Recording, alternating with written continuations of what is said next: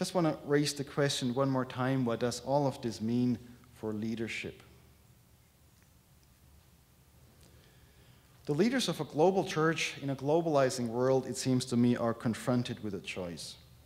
Do we continue with business as usual, pursuing the default mode of globalization, or do we pursue with a different dynamic that is modeled by the heart of our Christian traditions and by who God is?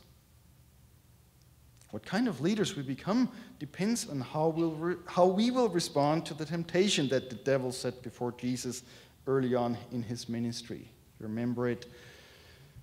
Leading him up to the high mountain, showing him all the nations of the world and say, I'm going to give you power. All you have to do is validate me. And Jesus says no. We wonder why. It could have been a trick question, because if Jesus would have thought, my daddy's going to give that to me anyway very soon, it wouldn't have been much of a temptation, right?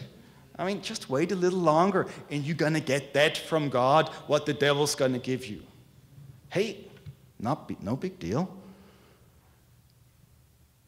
But if you're foregoing the easy way, the top-down way to change the world, if you're foregoing the sort of control that all of us would like to have at some level, right? Love to have it with my students sometimes.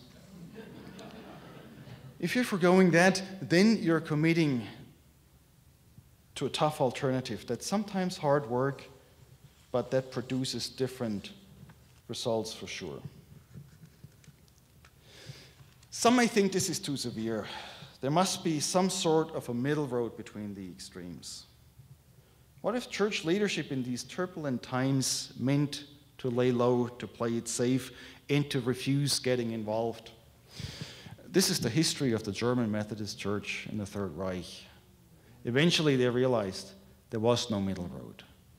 In this polarized situation where the sides are clear, there may not be an easy way out to lay low, and they realized back then, way too late, that they had been part of the problem rather than the solution.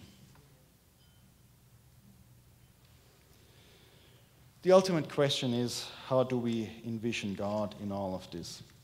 Dietrich Bonhoeffer, who is now the first officially recognized martyr of the United Methodist Church, believed that if we are to find God, we would have to look for God where God had gone ahead of us. Look for God where God has preceded us. The traditions at the core of the Christian church keep pointing us in this direction, to the margins and to the bottom. This is where God has gone ahead of us. This is not my choice. I'd rather have it an easier life rather than this sort of thing, but this is where God has gone ahead of us. This is where God has led.